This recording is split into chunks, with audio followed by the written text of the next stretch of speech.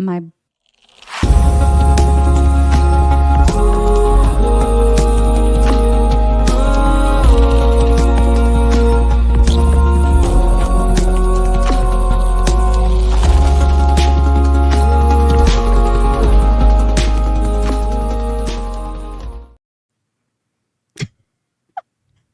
welcome back. I shouldn't open the show with that because many of you probably have no idea what happened unless you follow us on Twitter. But Caitlin and I already filmed this whole episode, and then Spencer's mic wasn't on. And it was... Guys, It's gotta be like, let me just say, it's gotta be a lot my fault because like literally Spencer, like if I am like blinking funny, Spencer's like, your camera's off. I'm like, got it, girl. But then there's like me and Spencer will be like talking through like a megaphone. I'm just kidding. But then I'm just saying, you're very like, you always notice it like right away. And then there's me. Like we went this entire episode and Spencer's microphone was off. And I was like, what do you mean? You sounded good. I texted her and I was like, you weren't going to tell me that my microphone wasn't off? No? Okay. She goes, I didn't notice. I heard you just fine. And well, yeah, because I'm loud. And then I like tried to send her a recording of the obvious difference between like her coming through her mic and me, because it was clearly recording from like my laptop or something, my sound. And she goes, I can't really notice it. I'm like, okay, Caitlin. Well, I always tell people I've got very low standards. Okay, like you could literally show me anything and I'll be like, no, that's good. The ground. Genuinely. The bar is on the floor. If you're here and you don't already subscribe, do that right now, please. Okay? I've already had a day. The least you can do. Okay? We already did this. We've at this point, we've been enveloped in this space for the past like 4 hours trying to get this show on the road. True. Okay? So we are so happy you're here, but if you could just, like hit the little like button and the subscribe button, it's free. I promise. And if you never want to watch a video again, that's fine, but you can still subscribe. So thank you. It's actually not fine with me. Just like, don't, you have to watch it's also not fine everything. It's not fine with my mom either. My mom has been severely upset that some of you are not subscribing. It really bothers her. So I just want to let you all know. That's really valid. I'm not going to lie. I just like, here's the thing. Tomorrow's International Women's Day. Okay. Like if you're not supporting women in sports, what are you doing? Actually, we do. And we talked about this. We do have some women in sports we are currently not thrilled with. I was just going to say, you know what? We support women in sports, but we don't support all women in sports, okay? You know what I mean by that is that lady refs, mind you. NBA women refs. NBA lady refs. We need to have a come to Spencer and Caitlin moment, and y'all need to do better because it's bad. It's really, really bad. And it's giving us all... I wanted to like you. I want to love you. Okay. You're a boss. You're in the NBA. You're doing your damn thing. And I'm so proud of you for that. Okay. But the calls, you're not calling them. And then the calls you are calling are the most absurd calls I've ever seen. Listen. You got your little boss-ass ponytails running around in the NBA, and I love you for it. The second I saw it at the beginning of the season, I was like, girl refs, they're everywhere. Yeah. Go, look girls. At all the girls. Slay. And then I started watching them call games, and I was like, are they worse than the men? Are they worse? And listen, we say this as knowing that there are so many bad refs as a whole, as a community, okay? That refs suck, okay? But the thing is that like 99.9% of all of the women that I've seen reffing games have been really bad. And it's so disappointing as, girls that love women in male dominated fields. Obviously, always. We would just like you to maybe get your eyes checked. Maybe a new pair of contact lenses. maybe a refresh on the rules. Okay. And I'm not saying I could do their job because I would, first of all, I'm not an unbiased person ever. And at least I can admit that because there's no way that if you, first of all, if you breathe on Nikola Jokic and I'm there, double tech, double Whistle. tech, ejected. Two flagrants. How do I get him suspended for 2 weeks? So I'm aware that I couldn't do their job. So I'm not saying I could. I'm not saying I could do a better job. I'm just saying that I didn't study for their job. So I don't know what the curriculum is like, but it needs mass improvement on all. It needs fixing with all the genders, respectfully. No, yeah, I was literally thinking this the other day. I was like, reffing in the NBA has kind of gotten a little absurd. We're crazy. towing the line of psychotic. We're going a little insane. I felt like the first half of last night, and not even actually the whole game last night, because obviously we're here to start off with the Lakers and Knicks going into OT. The Knicks let go of the rope. But I was like, oh my gosh, I get to watch Jalen Brunson flop his way to the free throw line 400 times. Delicious. I was saying earlier that Jalen Brunson might be worse than SGA. Might be a little more painful in my humble opinion. Yeah. In my humble opinion, he is worse to watch than, because I feel like he's less subtle about it.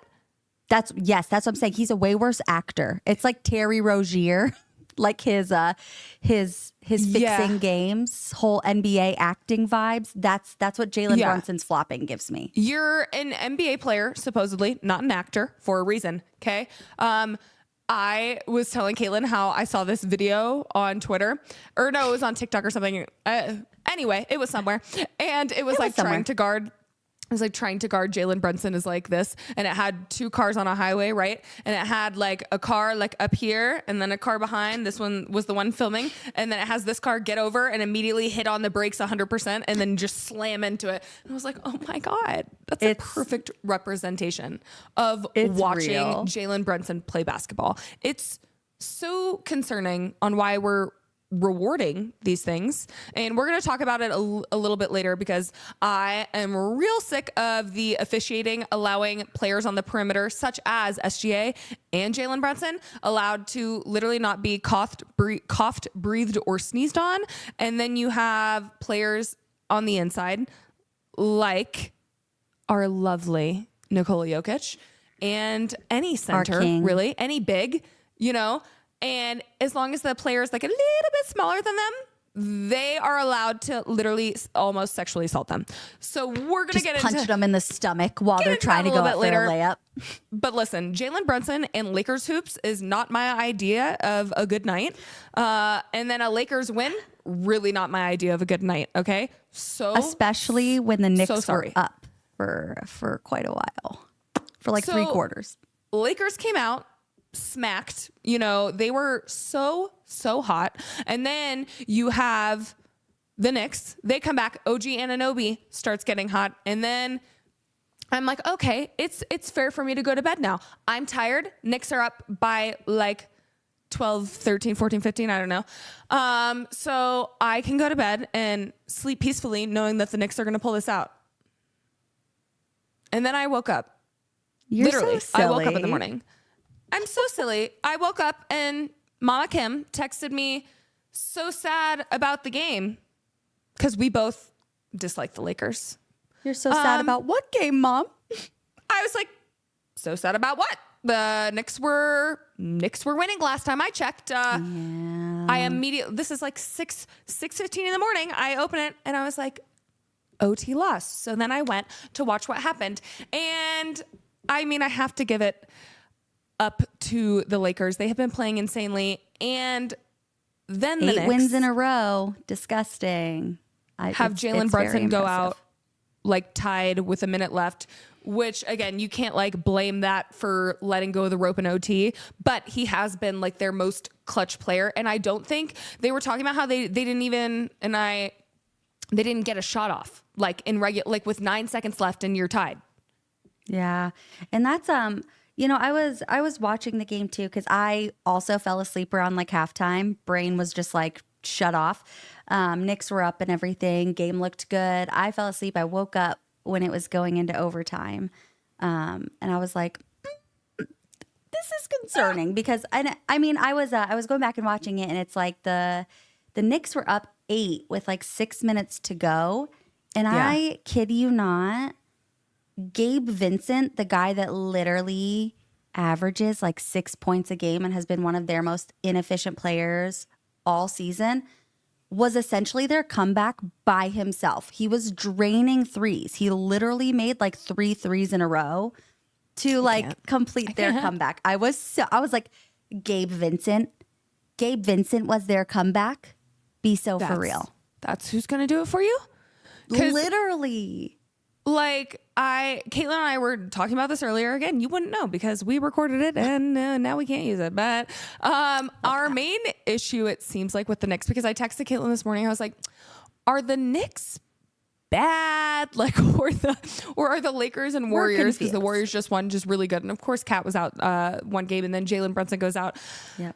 But they don't have a secondary ball handler. It's literally Jalen Brunson and the homies. Love that. Love that he's helping create all their shots. You know, we have on the Nuggets, as Nuggets fans, Michael Porter Jr. is a player that could not create his own shot if, you know, someone held a gun to his head. So God bless him. But so it's okay to have those players. But it seems like they don't have anyone else that can create for themselves. And the Knicks bench is ass, Kaden, because they specifically don't have another ball handler. So Jalen Brunson is not playing, and it's like almost watching a Nuggets game where the bench comes in and suddenly you're down 50 points. Yeah, literally. And also, yes, Gabe Vincent going off is kind of the same as Zeke Nnaji going off, except for the fact that Gabe has been getting minutes all year. He just hasn't been doing it.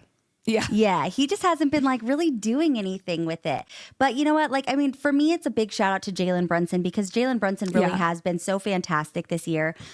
Just not only as like the leader of this team, a leader of like an essentially new team. I mean, for the most part, they have like a few new guys, but he doesn't have his backcourt bestie, DiVincenzo. You know, they're out Isaiah Hartenstein too. Obviously, he's with OKC now. You know, you get in Mikal Bridges, you get Kat, like everything's essentially different. And he's sitting here just working for their team. He's doing everything. He's creating everything. But you really just, you don't really have anyone else. I mean, Josh Hart can't create. Obviously, he's a small forward that is a true small forward, I would say.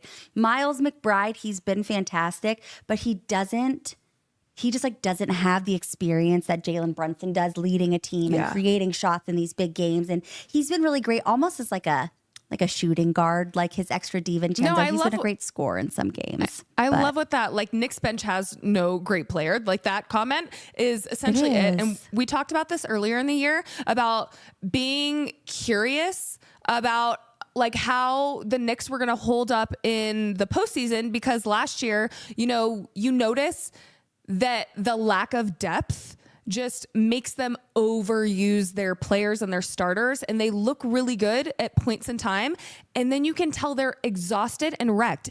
And now it really doesn't look 39 minutes a game. That they haven't been able to hold their own against, you know, the top teams this season. They're what, like 0-7 in the top 3 in the East or something, right?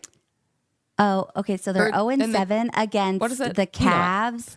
The Cavs, Celtics, and OKC, and now they're 0-2 against the Lakers too. So they're 0-9 against the top 4 or the top 2 seeds in both conferences. Not great. Not great stats. Okay, I can't. Again, as Nuggets fans, we can't say much either because we have also not had the best track record. I think theirs is a little worse. Just saying.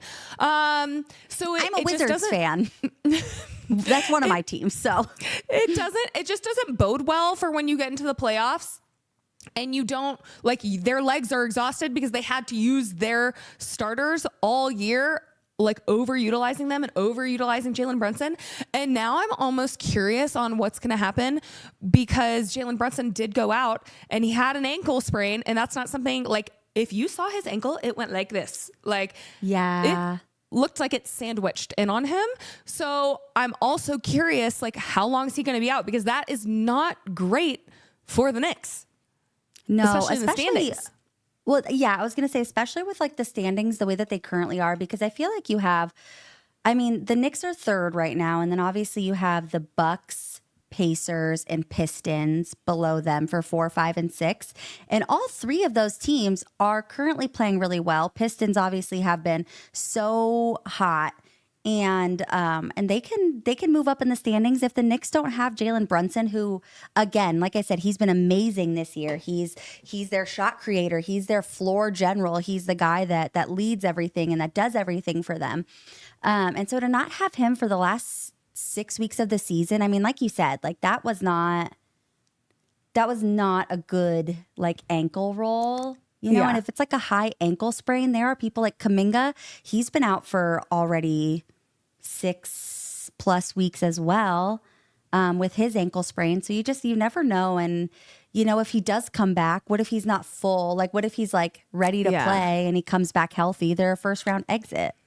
Well, and you see how guys like lower body injuries affect their shot making and like all trickles down to the little things. So I'm not sold. I was literally a couple weeks ago, I was talking about how I think the Knicks were like the 5th contender. Like Caitlin and I made a list that we kind of compiled that we kind of agreed on the 4. And now I literally throw all those out the window because I don't think any of those are the way at all. Someone said we hate the Lakers so much. Yes, I do hate the Lakers so much, but it's because they're annoying, but I know they're good right now.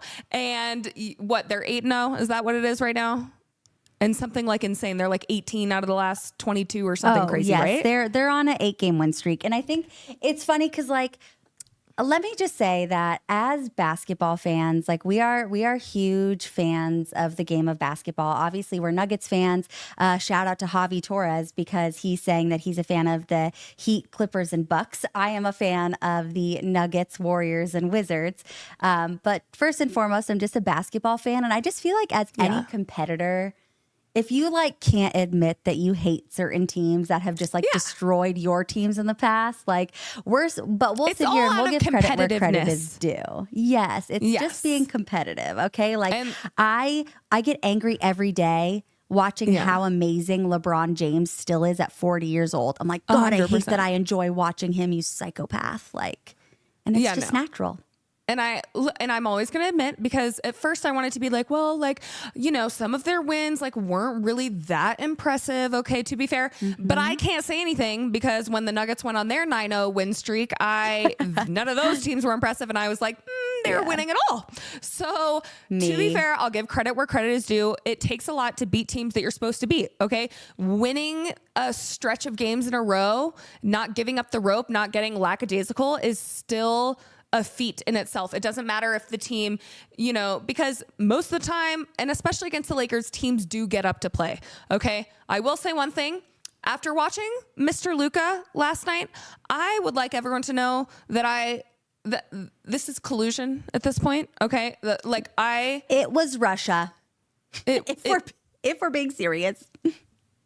There's spies involved. I don't know. Totally. There's no way, absolutely no way that this was a legit trade not organized by something, and I will take all the hate that I can get. I don't care from anyone that disagrees because it's not a conspiracy anymore. I'm convinced. Why would you trade that man? Why would you trade Luka after watching him last night and the past couple nights?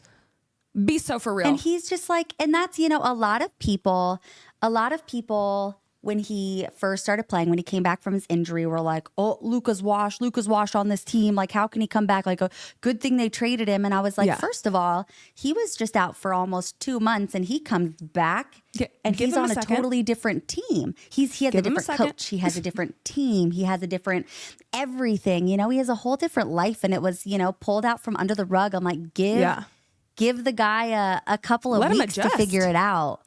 And he's been amazing ever since. I mean, the last few games, incredible. He's been so incredible. Him and LeBron. LeBron is having an insane season. Caitlin and I have said this literally probably every episode for the past few weeks. Like, when are you going to take a break, bestie? Don't you want to go to like Sandals? Don't you want to take some a resort, nap? some all-inclusive? I don't know. Like, maybe you own an island at this point. You're like a billionaire. Don't you want to go hang out with Savannah and Zuri? I don't know. You should be tired. It's insane how he's still playing. Okay. Again, just because I say like I don't like LeBron because he gets on my nerves, never gonna knock his talent.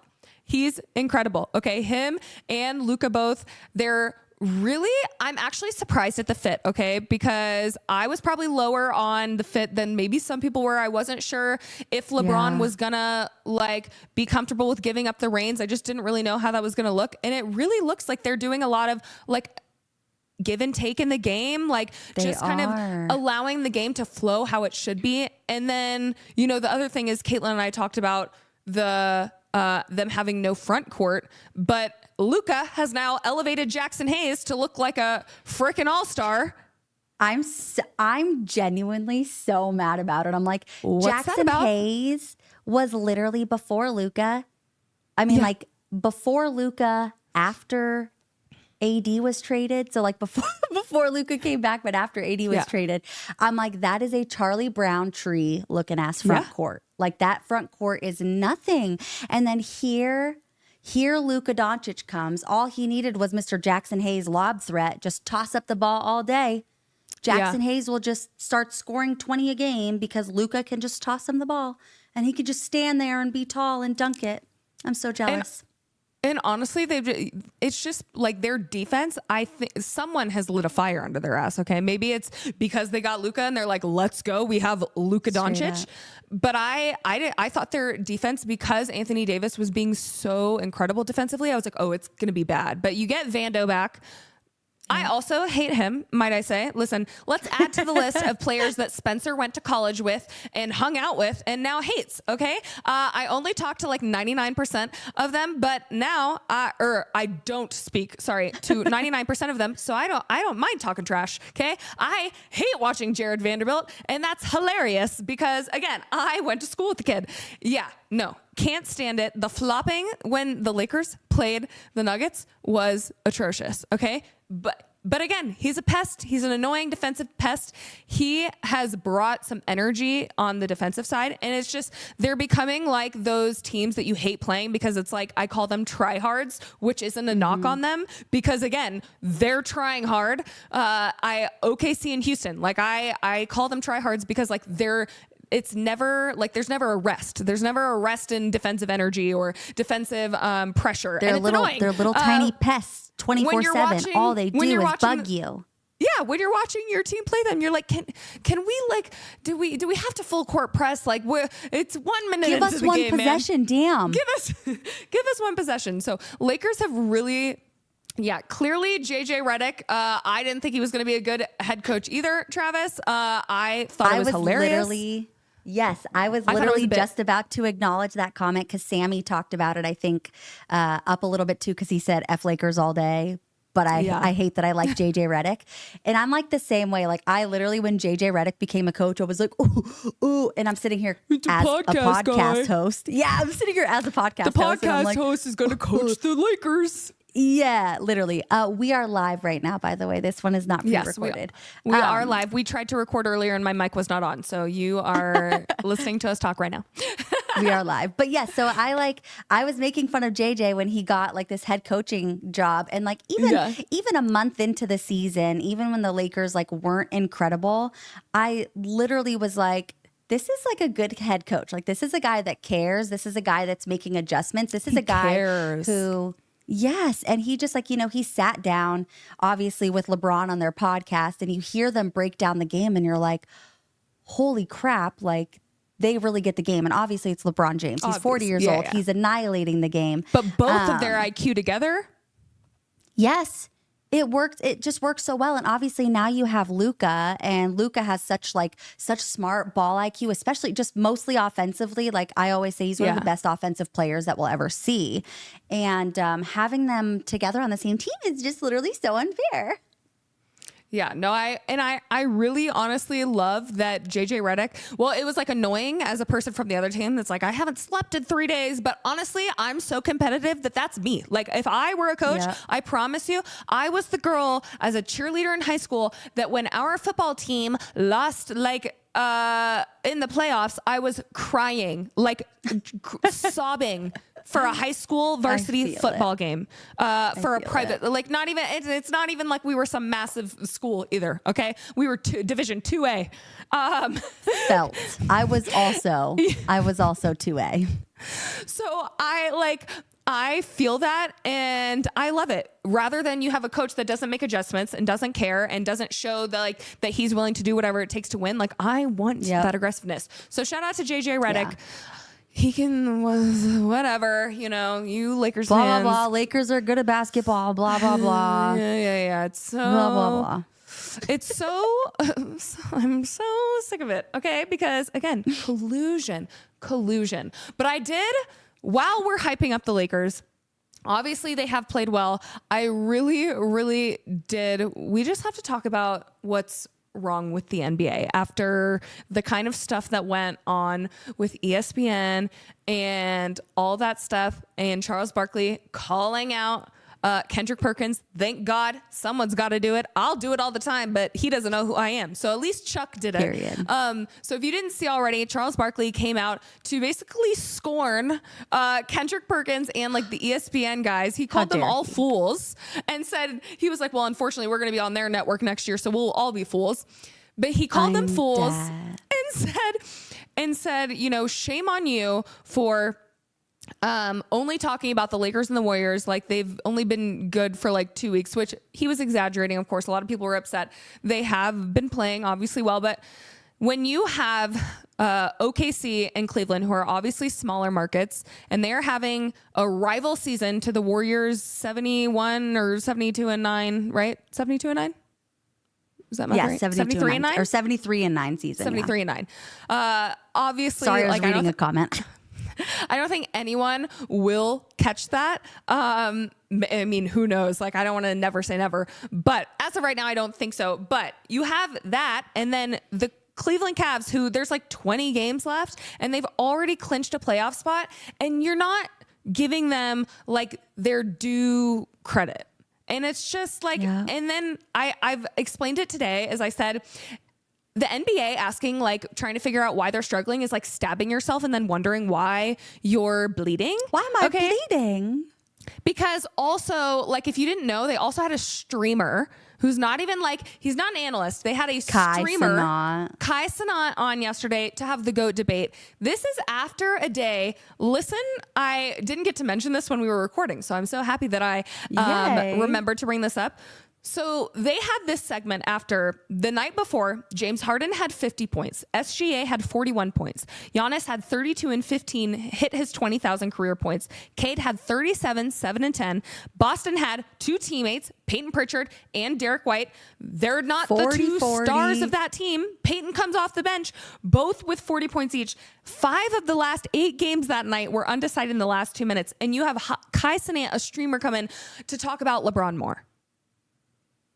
And you're wondering what's wrong with the NBA? Like why don't they love us? Why are ratings down? Oh, like because Kendrick Perkins said that Luka saved the Lakers have saved the NBA. No, you just don't talk about anyone else. Okay, you're crying about Steph and LeBron leaving, which is fair. They've been the faces forever, and they're so fun to watch, and they're still so fun to watch. But you're not talking about Cade bringing his team up from literally the worst team in the league to they could potentially get to the 5th seed. Not talking about that. That's weird. SGA is playing like Kobe. Jokic is the best basketball player in the world. But because they're small markets, you're like, we're going to stay talking about the Lakers and Steph and LeBron.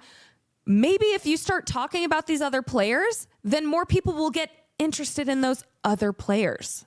And that's what I was talking to Spencer about too, earlier when we were recording. And that's what was driving me nuts is like, as someone who literally like really fell in love with the game of basketball because of Steph Curry, I get like the want to talk about Steph Curry. I get the want to talk about LeBron James being 40 years old and doing what he's doing. But we're all talking about those players. We're all talking about those people. Everyone knows that watches basketball. Yes. Anyone that already watches basketball is already talking about that stuff.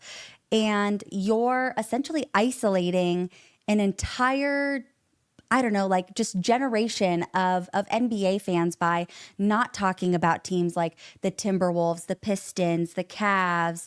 I was telling Spencer like last year, like Orlando Magic. I'm like, how did no one talk about the Orlando Magic in the 4 seed and the Cavs in the 5 seed having one of the best series I've ever seen, going to game 7? Yeah. Like, how is that not like such a big topic? These guys are playing amazing and they're names that not everyone knows. And like you're not lifting up these other players. And if you lift up a team like the Cavs, you get 2 million more viewers.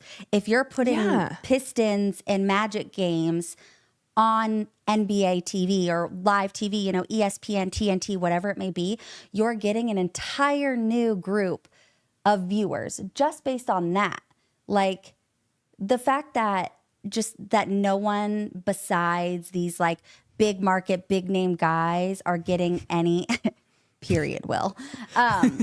Just the fact that literally no one else is like being talked about or watched or anything like that. It's just it's sad. Like the Pistons are the best story of the year, and no one's talking about it. Kate is amazing. They are. Again, you all know how I feel about SGA, but what the OKC has done, I literally watched them with the Grizzlies. I literally watched them the other game. They were like in a dogfight in the last like 3 minutes of a game, and then we're up 15. Okay, like those are the type of teams that you need to put on the air instead of giving only national TV spots to the Lakers. And I know like a lot of people like are echoing the same thing, so I'm not trying to like beat the dead horse, but it's like you're asking what's wrong with the NBA, and then you're doing that, and then we'll move on to like the ref side of it all. You're having the most absurd, like you're watching players, like if they're on the perimeter, they can,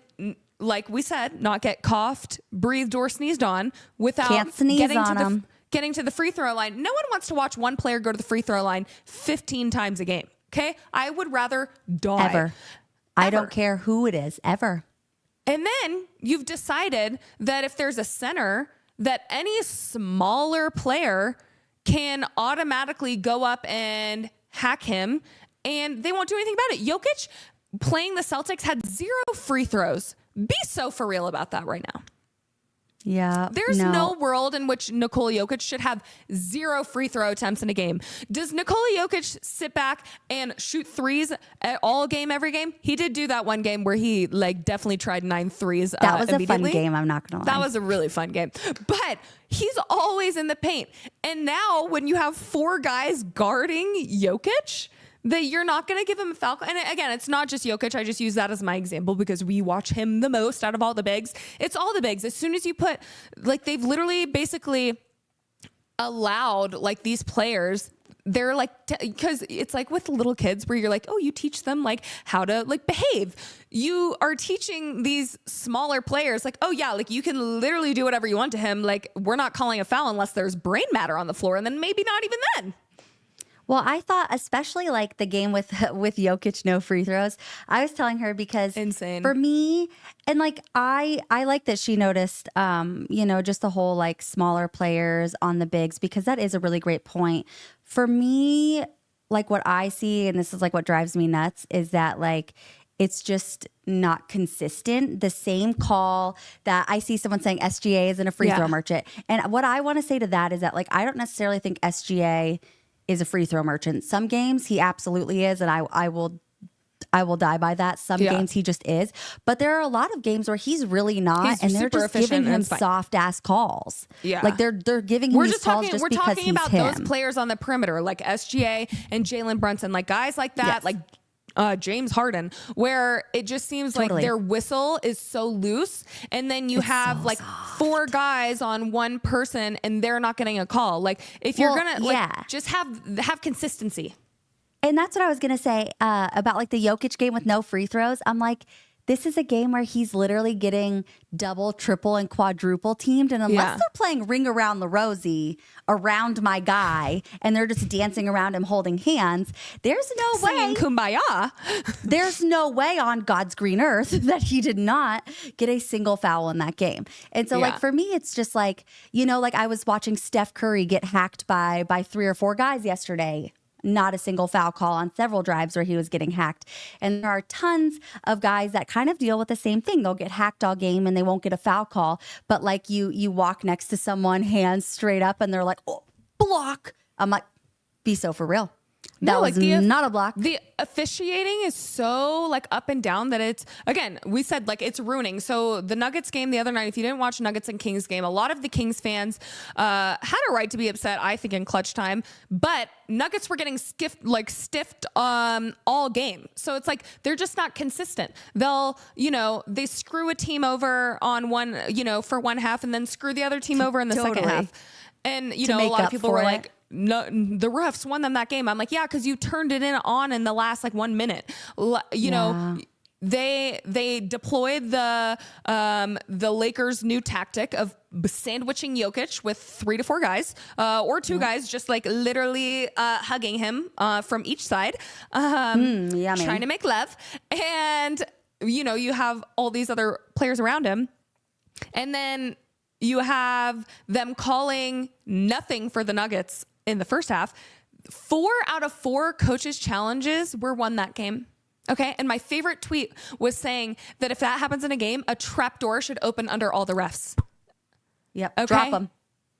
You're telling me that the refs were so bad that game that, and like I think one of the first challenges was called, and I'm pretty sure it was the Kings, but I'm not sure. I think they challenged it like in the first half of and like halfway through the first. I was trying to word that correctly.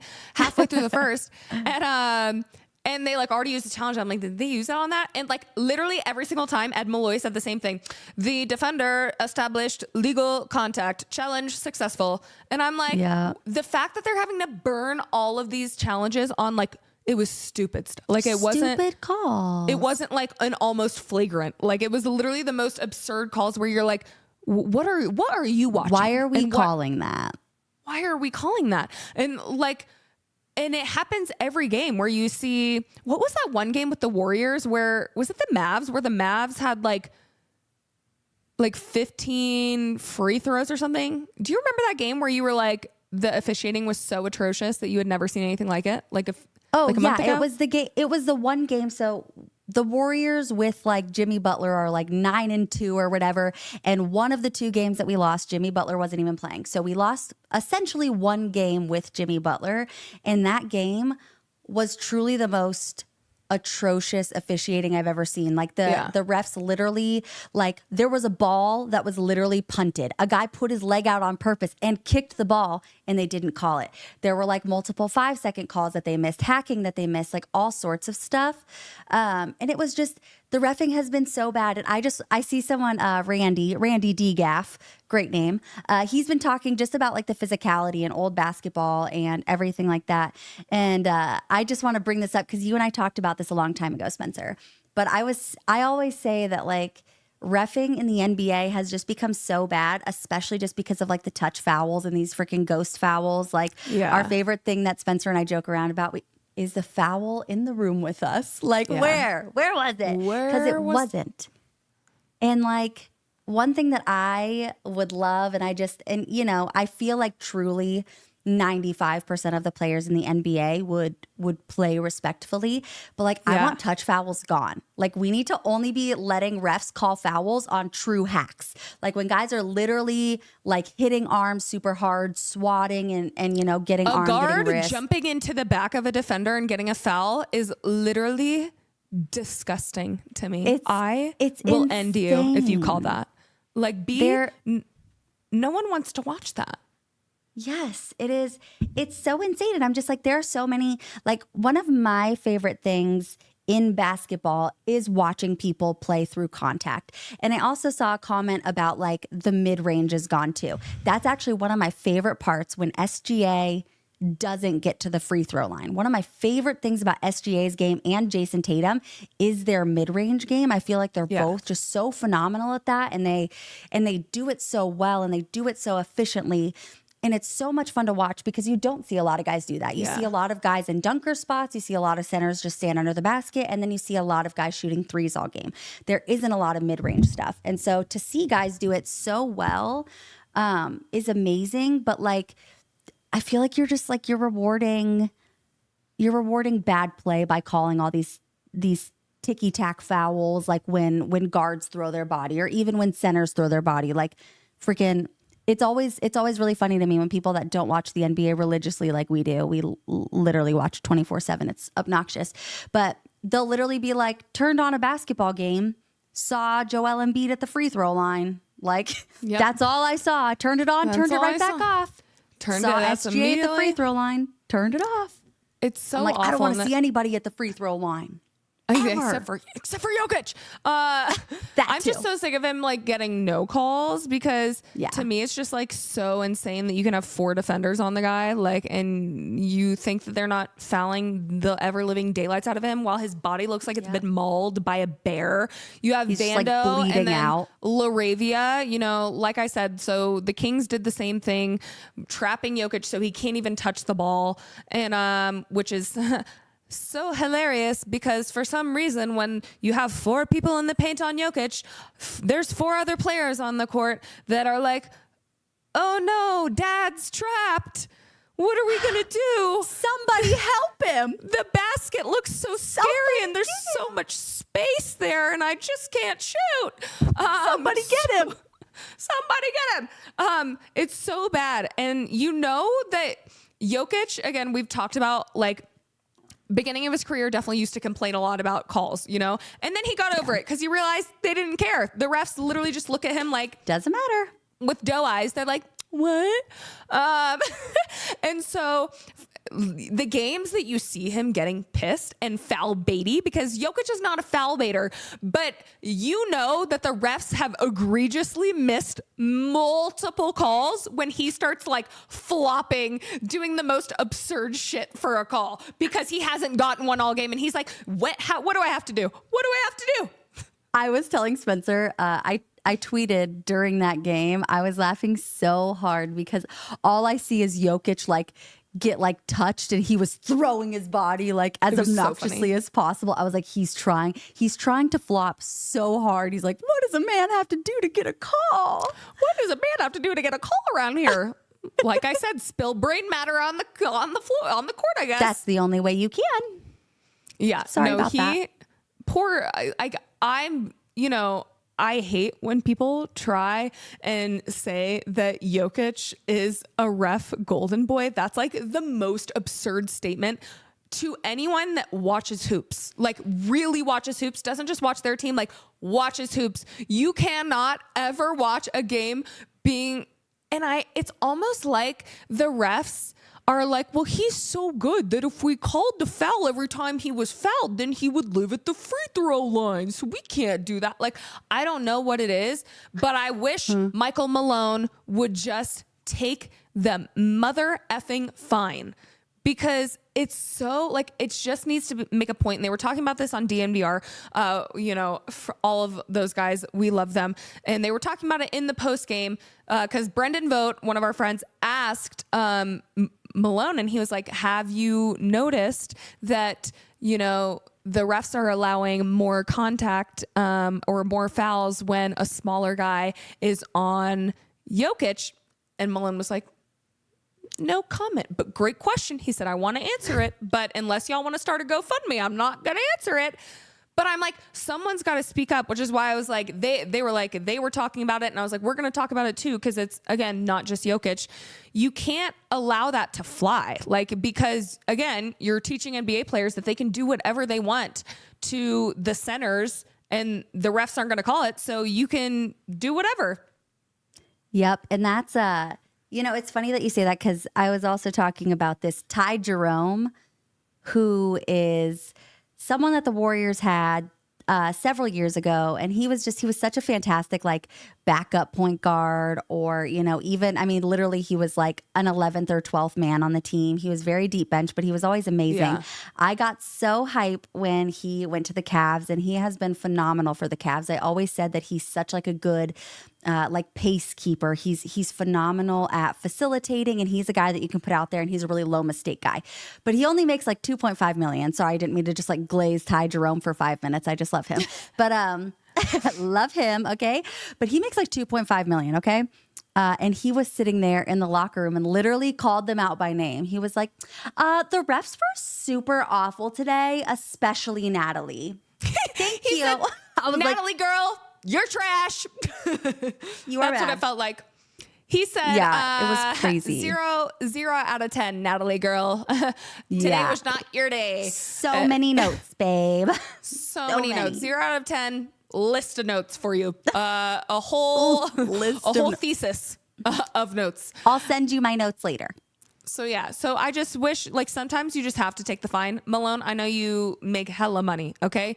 You've got to say something, because it's like you've just allowed like the Lakers, Vando was all up in his business, LaRavia, LaRavia, yeah, Jake LaRavia.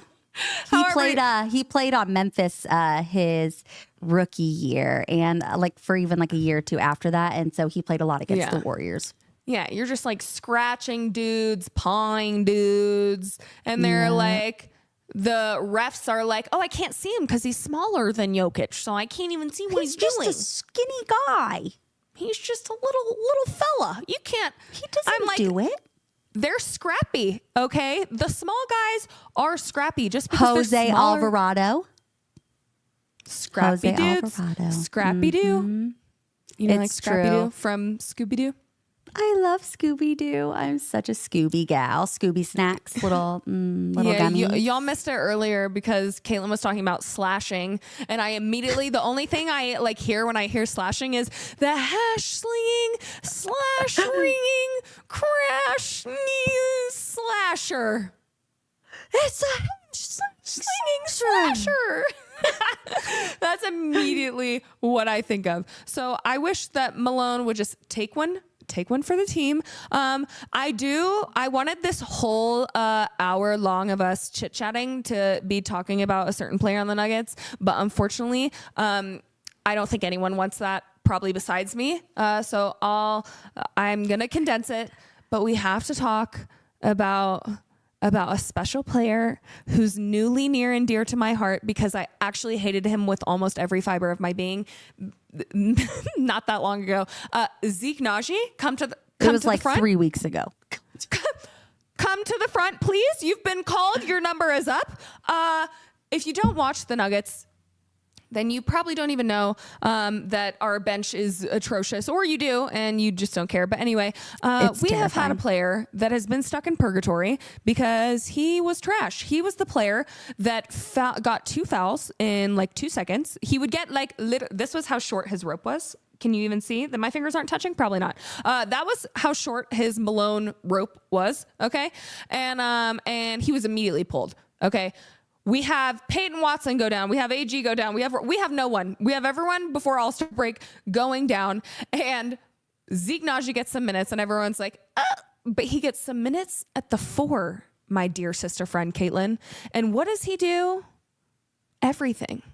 Everything, truly. Big things. So many good things. I'm just like, we talked about it because we're so proud of him, because one of the things that he used to do is like he'd come in the game and he would just get like 2 fouls in like a minute. He is very handsy, very physical. He's a physical, like that's like the kind of play he is. He's a big, like kind of buff dude. He tries so hard, but he was like doing too much. He wasn't doing it like efficiently.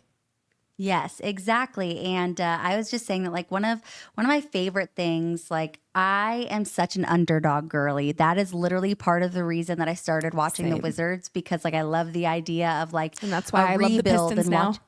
Exactly. I love the idea of like a rebuild and watching a team grow and getting to watch how the team builds and how they, what they fix and how they adjust every game and things like that. And so I love an underdog, and I love to see an underdog winning. And so to see Zeke Nnaji come out and finally start getting minutes, he did so much with it. And you can tell that he took the time that he wasn't getting minutes to like really fix his play. Like I was telling Spencer, like he literally like completely twisted his defense. Like his defense before, I feel like I said, he was so handsy. He's swatting balls everywhere. And unless you're like the Dyson Daniels, Alex Caruso, Jose Alvarado archetype, where you're just like this tiny, super fast, super like accurate kind of guy. And Agile. you can like poke. Exactly. Yes. And you can just like poke balls out super easily and not foul. Like unless you're that, you're going to get called for fouls anytime you reach for the ball, because you're probably smacking arms. You're probably committing fouls, reaching, smacking across the body, whatever it may be. And he plays such good defense. He has like completely twisted his defense to like really be all about his feet, maintaining his what's it called? Like his body posture. He keeps his body up, his feet down. He's strong and his hands are out or up. And he doesn't do a lot of like the swatting anymore. And he's become such a good defender. He can defend literally anywhere. He was great on DeMar anyone. DeRozan, which of course, like we always say, everyone says, there's, good defense, better offense, which, DeMar was hitting a lot of tough shots, but he's DeMar DeRozan. The issue has been like with the Nuggets, besides like bench depth, has been that we lost our defensive identity because KCP was our defensive king. He was the vet that spoke about it. And even if we have like P-Watt and CB who are like pretty good defenders, they're not vets, and like you're not going to hear like a guy on his second year in the league be like, Jokic and Jamal, y'all need to do better on defense. Like I know that they're not doing that. Like they're not allowed to probably even talk to them half the time. So pipe down in the cheap seats, kid. To have like Zeke Nnaji come in, not that I like think he's saying anything to those guys, but he's setting the tone out there by being like on every play and giving 100%. And he's being the try hard. He's being the try hard. He's knocking down threes and he's celebrating like it is game 7 of the finals. And I love it. He is bringing that Bruce Brown energy that we lost, and he's doing it efficiently. And he even did, which everyone's like, oh, he was just a 4 this whole time. Like we all knew that. He did play center, backup center during the Kings game, and he was great. Like he has he's finally getting reps with like good teammates. Like no offense, like when you put garbage time players out, like they're not learning because they all don't know what they're doing for the most part. So he's finally getting to play with the upper like tier of guys, and he's becoming one of the guys. They're so happy for him, and like the fans are screaming for him, and he's upped our defense way more than it ever has been, because Nuggets were coming out in the first quarter and doing nothing on defense, and finally he's coming in and he's setting the tone, and he's the one who is making stops and making plays on the defensive end. And we haven't had that all year because guys have been so lazy. They're not tryhards. Someone said that in the comments earlier. Why can't Nuggets be tryhards? I would love to know. They're just not. Maybe they think they're saving energy for the playoffs if they come out and look amazingly defensively, like all of them. If I see Jamal locking up SGA, then I'll shut my trap. But they have been terrible, so lackadaisical on defense the entire year. Okay. So it's just been so good. And like Malone is so annoying and so mentally slow sometimes. I love him so much, but like the way his gears work is like literally like, it's like slow motion. Slow as a snail, baby. Because we had like 4 game road trip, 2 wins, 2 losses. Let's guess. Which games did we win? When the games Zeke Nnaji played more? Or the games that Zeke Nnaji played less? Oh no, the game that Zeke Nnaji played more, we won both of them, and we lost both of the games that he didn't play because he was the only one defending. Incredible. Crazy how that works. Silly. Yeah, that's I think one of my biggest things, and we've talked about this in like a previous episode.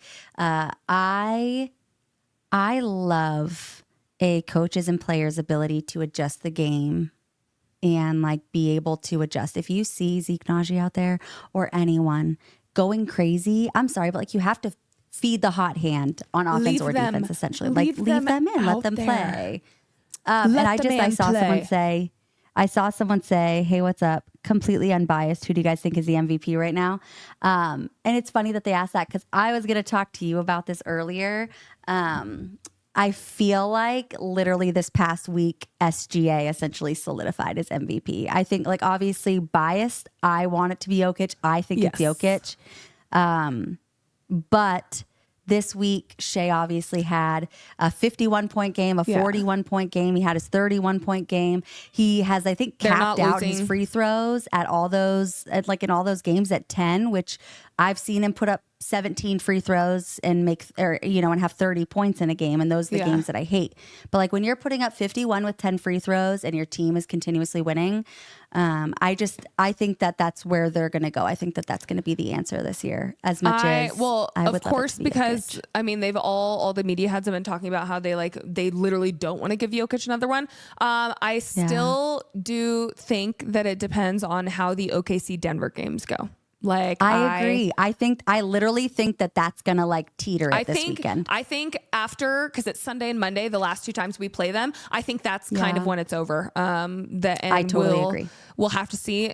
My heart of hearts, I want it to be Jokic. Jokic is having literally one of the best seasons of all time, one of the best peaks of all time, and he's doing it efficiently. Literally historical. Yeah. He's doing it efficiently, and all of us didn't think he could get any better. Like we were just hoping that he would maintain, and he somehow got better, and he's still learning. So every day, biased. I'm always a little biased. I think Jokic has had the season of his life, just with like how the Nuggets season has gone, and with some of the losses. Like I don't know if they'll give it to him because they're so obsessed with that stuff. But God bless. If Jokic was not on the Nuggets team, they would be not in the play-in. They would be below the Mavs, guaranteed. And the Mavs have 8 players. The Utah Jazz, baby. Yeah. It would be bad. We have to know. Do you think the Suns are now going to beat the Mavs to be in the play-in? I kind of do. The Mavs, Nico, I don't know if you have a safe house to go. You're screwed, buddy. I think I'm still baffled every day. And I'm like, at some point, like, will I get tired of talking about it? Yeah, probably. But nope. I still think that I'm like, I'm just like, I'm baffled. And yes, I totally agree with you, Snorlax, that like, literally, I feel like it's just like they need to have like a Jokic award and then an MVP besides Jokic.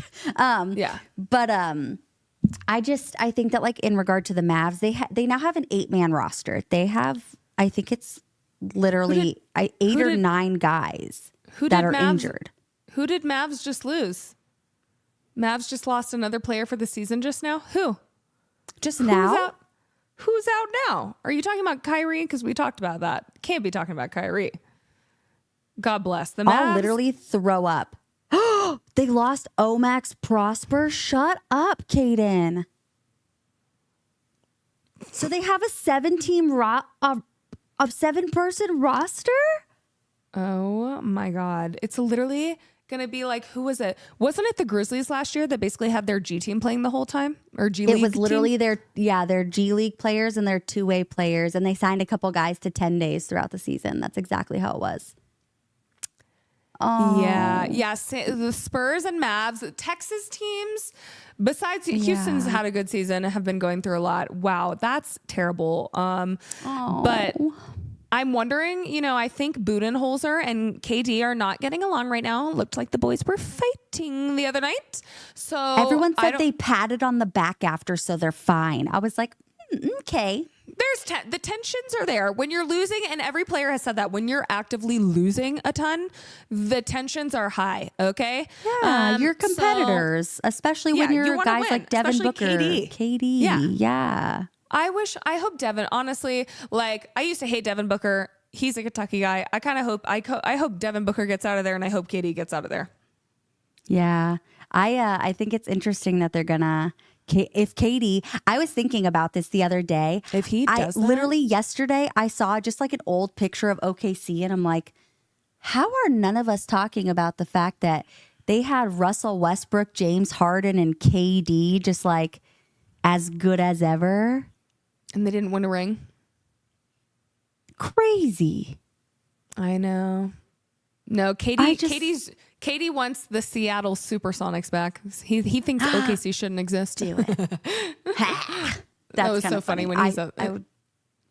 Was he drafted to the Supersonics? Is that it? Yeah, okay, that's what I thought.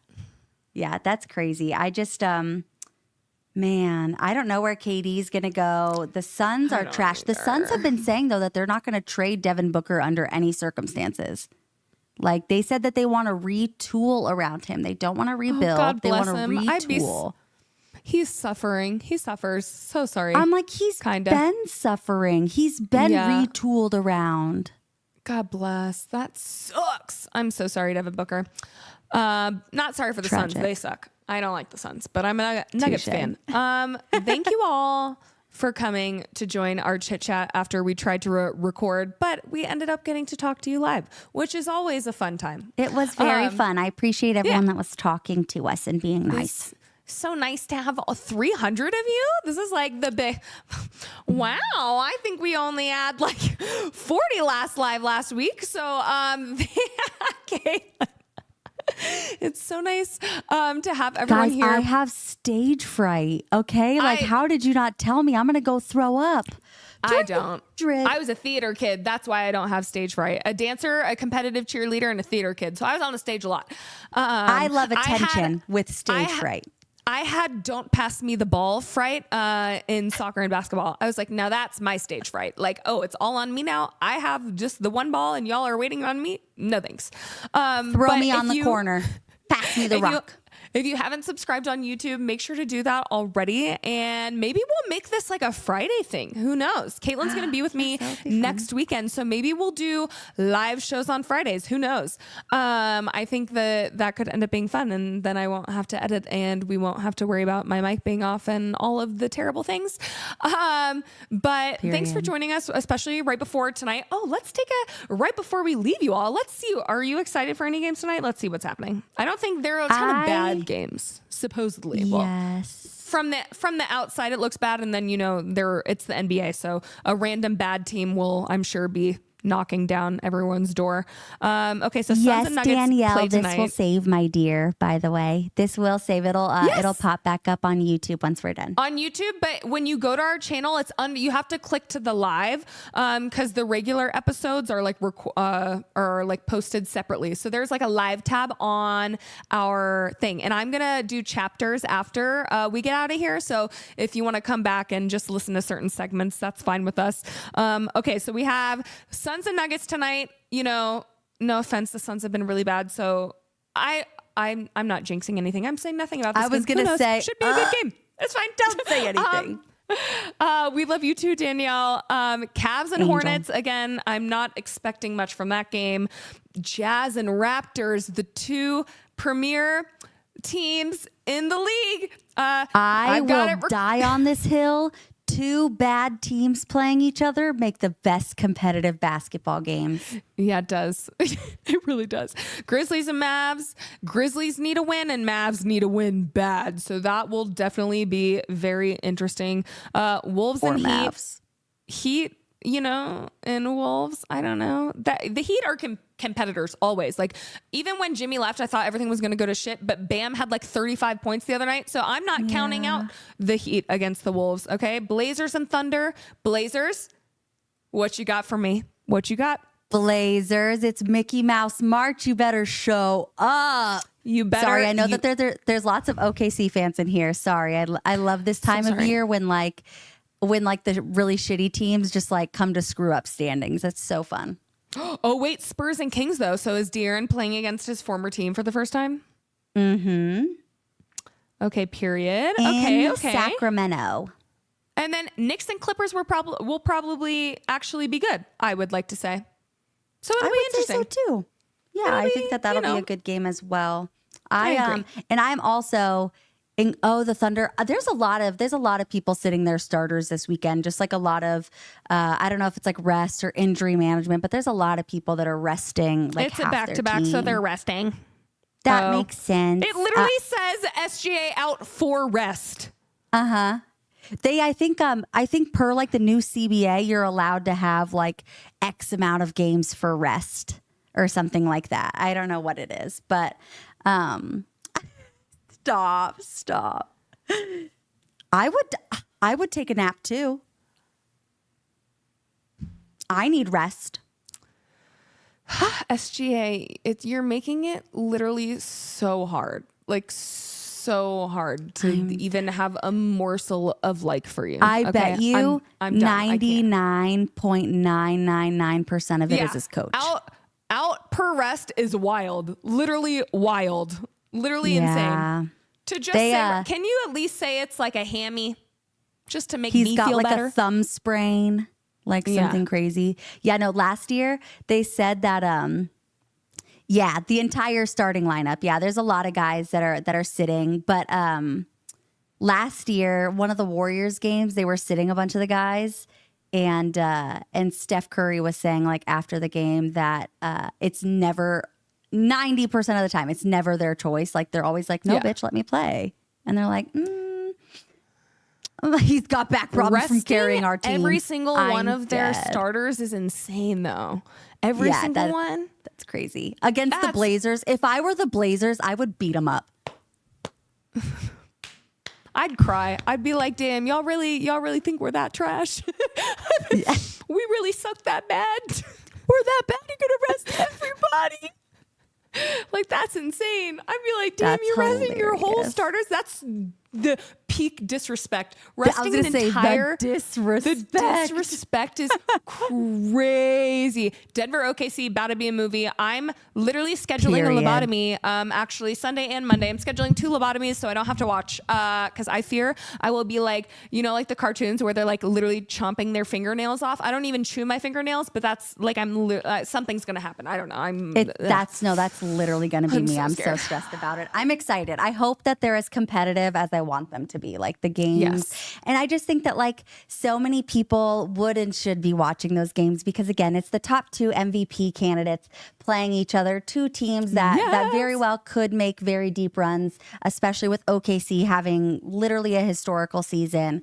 And the Denver Nuggets having a historical player. Huh? We're not sure. Well, I'm just saying, like Nuggets, we haven't been sure if their defense can step it up. With Zeke, he's been bringing a level. So I'm like, while I'm so nervous, I need to see something good. Like I need hope from this, especially because we're tied right now because we are 1-1 with the Thunder because we haven't played them since the beginning of the season. They won the first when the Nuggets literally, I don't even want to talk about the first like 5 games of the season. That was atrocious.